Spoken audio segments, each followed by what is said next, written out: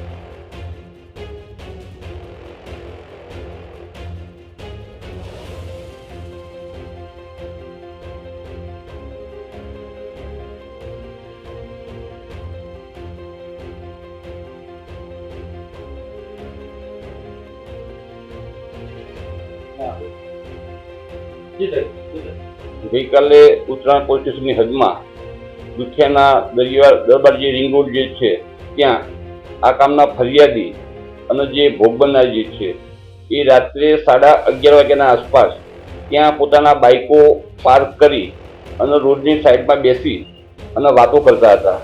એ વખતે આ જે કાર ચાલક જે છે કે જેનો રજિસ્ટ્રેશન નંબર છે GJ05-00820 એ કાર ચાલકે પોતાની જે કાર જે છે એ ફૂલ ઝડપે અને એકદમ બેફિકરાઈથી ચલાવી આ જે લોકો ત્યાં બેઠેલા હતા એ લોકોને ટક્કર મારી અને અકસ્માત કરેલો, જેથી પોલીસને તાત્કાલિક 100 નંબર સુરત પોલીસ કંટ્રોલ મારફતે જાણ થતાં પોલીસની પીસીઆર વાન તાત્કાલિક ત્યાં પહોંચી ગયેલી અને આ કારનો જે ચાલક હતો એને તાત્કાલિક પોલીસે ડિટેન કરી લીધેલો।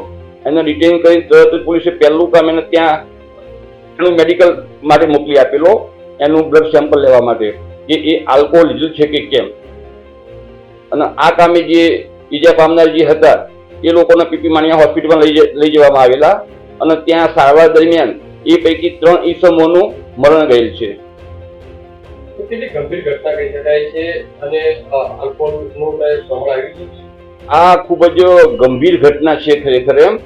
અને અત્યારમાં જે પ્રાથમિક પૂછપરછ જે આરોપીની કરી છે એમાં અત્યારે એનું કેવું એવું છે કે એ ગઈકાલે સવારે લગભગ 3 વાગે એના કોઈ સંબંધી જે છે એમનો કેન્સર થયેલું હોય અમદાવાદ મૂકવા માટે ગયેલો હતો અને પરત આવતા વખતે ગાડીમાં એટલો હતો અને એ વખતે ત્યાં આ જે બનાવ જે છે બનેલો છે।